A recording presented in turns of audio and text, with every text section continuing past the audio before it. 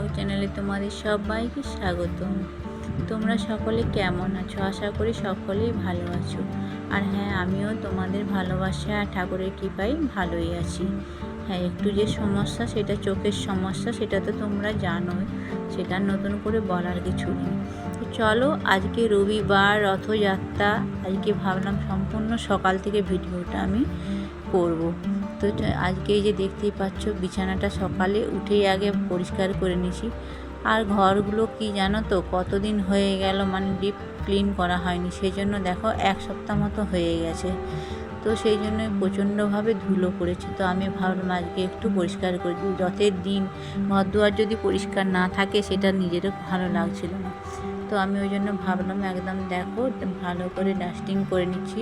মানে দেওয়ালের মধ্যে তো অনেক ডাস্ট পড়ে গেছিলো, ধুলো হয়ে গেছিলো। তার একটুখানি ঝুল হয়ে গেলেই দেখবে সেখানে না মাকড়সা প্রচণ্ডভাবে বাসা বাঁধে, আর সেটা চোখে পড়তে ভীষণই খারাপ লাগে। চোখে পড়লে পরে রাতের বেলায় আলোতে তো বেশি দেখা যায়, দিনের বেলায় যদিও কম দেখা যায়, কিন্তু রাতের বেলাতে আলোতে ভালোই দেখা যায়। তাই আমি সব ঘরগুলোই ভাবলাম আজকে একদম মানে পরিষ্কার করে নেবো। দেখতেই পাচ্ছ তোমরা, একটা ঘরের থেকে আরেকটা ঘরে আমি চলে এসেছি।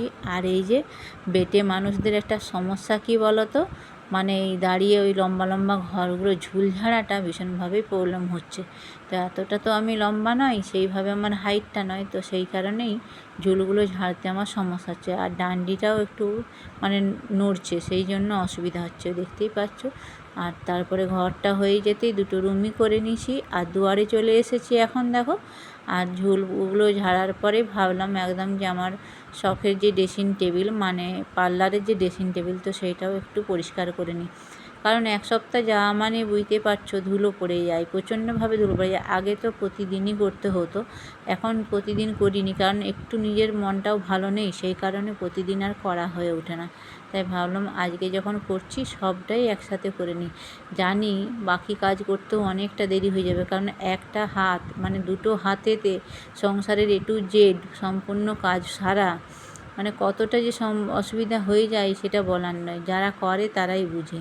যাদের হেল্পিং হ্যান্ড কেউ যদি থেকে থাকে তাহলে একটু সুবিধা হয়, কিন্তু সেটা তো আমাদের কেউ নেই, সেই জন্য আমাকে সম্পূর্ণ একলাটাই করতে হয়।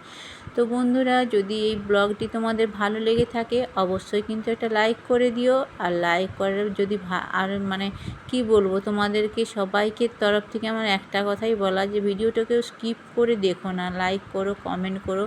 কেন, ব্লগটা তো দেখতেই পাচ্ছ, এই এত কিছু ভিডিও সব কিছু কেটে ছুটে যখন কি আমরা ব্লগটা বানাই, তখন কি প্রায় এই 2 ঘন্টার ব্লগটা পুরো আমাকে সারাদিনের যে কাজকর্ম করেছি সবটা করে এনে 10 মিনিটে, 8 মিনিটে, 9 মিনিটে এনে দাঁড় করাতে হচ্ছে।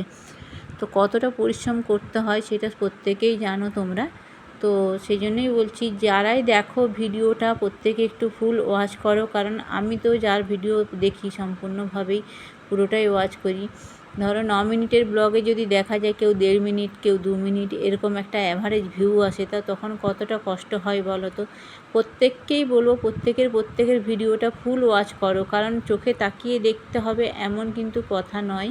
প্রত্যেকেই দেখো, নিজেদের ভালো মানে আমরা অজান্তেই নিজেদের ক্ষতি করে ফেলছি, এটাই হচ্ছে কথা। মানুষ ভাবছে যে আমি ওর ভিডিও দেখলাম না তো ওর ক্ষতি হলো, তা কিন্তু নয়।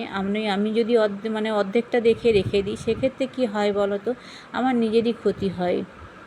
কিন্তু সেটা তো আমরা নিজেদের ভালো বুঝতে পারছি না, সেই কারণে এরকমটা ঘটছে। যাই হোক, যারাই করছো, তো তাদের কাছে আমার অনুরোধ, ব্লগটা সম্পূর্ণ দেখার চেষ্টা করো। দেখো নাই দেখো, ওয়াচ টাইমটা করো, এইটাই ওয়াচ টাইমটা কমপ্লিট করে দাও। সবাইকেই বলবো, যারা আছো ইউটিউবে মানে পরিবারে আমাদের সদস্য, তো সবার কাছেই আমার একটাই অনুরোধ। তো দেখতে পাচ্ছ, তোমাদের সাথে কথা বলতে বলতে কিন্তু আমার খাটটা মুছা হয়ে গেল, এই যে আলমারিটাও মুছে ফেলছি। আর সবগুলোই মানে ভেবেছি যখন করব সবটাই একসাথে সব করে নেবো, বুঝতে পারছো। হ্যাঁ, অনেকটা দেরি হয়ে যাচ্ছে, বুঝতেই পারছো সেটা, যে এখন দেখো 10:30 প্রায় বাড়িতেই যাচ্ছে, তবু কিন্তু আমি সব কিছু নিয়েই পড়েছি। যে জানলা দরজা সবটাই একদম ভাবলাম যে আজকে রথের দিন যখন পুরো পরিষ্কার করে তারপরেই কাজ করব। আর ডাস্টিং করা মানেই মাথা তো পুরো ধুলো পড়ে যায়, সেটা তো সবাই জানো। আর আমি আমার আবার বাজে অভ্যাস কি জানো তো, মাথাতে বেঁধে আমি কাজ করতে পারি না, সেই জন্য আমার মাথাটা আরও বেশি ধুলো পড়ে যায়। মাথাটা যদি একটু গামছা দিয়ে বেঁধে নিতে পারতাম তাহলে কি হতো, সুবিধা হতো, কিন্তু সেটা আমি না পারার জন্য এটাই একটা প্রবলেম হয়। তাহলে আজকেই আবার মাথাটাতে শ্যাম্পুও নিতে হবে, কিচ্ছু করার নেই। তো দেখো সবটাই আমার পরিষ্কার করা হয়ে গেছে। এবার এই যে বেড কভারটা তুলে দিতে হবে, কারণ প্রচণ্ডভাবে ধুলো পড়ে গেছে, মানে পরিষ্কার করার জন্য ঘর দুয়ার। তো বেড কভার এই যে চাদরটা আমি এখন পেতে দিলাম, আর এই চাদরটা কেচেছিলাম, সবটাই আমি কাচাকুচি করেই রেখেছিলাম। তো দেখো এখন সুন্দর করে ঘরটা গুছিয়ে দিচ্ছি।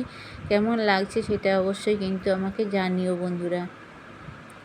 তারপরে চলে এসেছি দেখো এখন আমি রান্নাঘরে। আর রান্নাঘরে আজকে রান্না হবে বলতে চিকেন হবে, আর চিকেনের সাথে একটু শাক ভাজা হবে, আর বেশি কিছু হবে না। আর এখানে জামা কাপড়গুলোও সাথে সাথে ভিজিয়ে দিয়েছিলাম।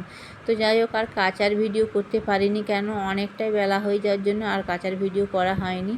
তো চলো এখন আমি রান্নাটা সেরে নিই, কারণ রান্নাটাও বেশ বেলা হয়ে যাচ্ছে। কারণ এতগুলো কাজ যখন মানুষ দুটো হাতে করে তখন যে কতটা প্রবলেম হয় সেটা যে করে একমাত্র সেই বোঝে। তোমার রান্নাবান্না কমপ্লিট করে স্নান টানও হয়ে গেছে, সেগুলো আর ভিডিও করার সময় হয়নি, মানে বুঝতেই পারছো দেরি হয়ে যাওয়ার জন্য। তো এখন আমি খেতে দিয়ে দেবো সবাইকে। আর এই যেগুলো কাচাকাচি করেছিলাম তো সেগুলো আমি একটু ভাঁজ করে নেবো এখন। তো ভাঁজ না করলে একসাথে যদি জমা রাখি তো একটা সমস্যা হয়। দেখো বন্ধুরা এখন আমি সব জামা কাপড়গুলো ভাঁজ করে নিচ্ছি। আজকের ব্লগটা বেশ মানে অনেকটাই পরিমাণে কাজকর্ম করেছি, তারপরেই শুরু করছি।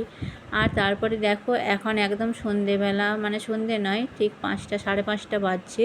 তো এই সময় আমরা একটু রথ দেখতে বেরোবো, তার জন্য রেডিও হয়ে গেছি। এখন কাপড় চোপড় পরে রেডি হয়েছি, অনেক দিন বাদে কাপড় পরলাম।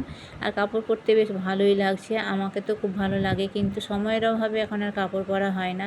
তো দেখতে পাচ্ছ আমরা এখন বেরিয়ে গেছি রথ দেখতে।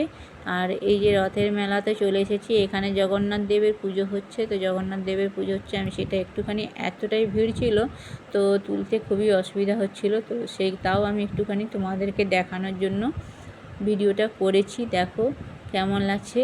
আর মানে সকল বন্ধুদের তরফে আমার অনেকটাই ধন্যবাদ, অনেকটাই ভালোবাসা দিয়ে আমি বলছি আজকে শুভ রথযাত্রা। তো তোমরা সকলেই ভালো থেকো, সুস্থ থেকো। আর এই যে আমাদের রথের চূড়াটা তোমাদের দেখালাম, সাথে সাথে আকাশটা দেখো এতটাই সুন্দর হয়েছে না, লাগছে। তো আমার খুব ভালো লাগলো, সেই জন্য সিনটা তুলে ধরলাম। চলো জয় জগন্নাথ দেবের মানে আমি দর্শন তোমাদেরকেও করিয়ে দিলাম। আর এখন আমরা মেলা থেকে ঘুরেও চলে এসেছি। আর সাথে সাথে সত্যি কথা বলতে কি বলতো, জিলিপি নিয়ে এনেছে তোমাদের দাদা। তো জিলিপিগুলো খাওয়ার পরে মনে পড়ছে যে ভিডিও করতে হবে, তো সেই জন্য পরেই যে 4-5টা ছিল সেইটা দিয়েই ভিডিওটা একটু করেছি, কারণ তখন পেটে 2টো করে অলরেডি ঢুকে গেছে। তো চলো বন্ধুরা আজকে আর বেশি বড় করছি না। ব্লগটা কেমন লাগলো অবশ্যই তোমরা কিন্তু জানিও। তোমরা সকলে ভালো থেকো, সুস্থ থেকো। আর আমার শুভেচ্ছা তোমাদের সাথে অনেকটাই মানে পুরোই রইলো। তোমরা সকলে কিন্তু অনেকটাই আমার সাহায্য করো, তোমরা আমার পাশে থেকো। আর চলো আজকের মতো টাটা, গুড নাইট।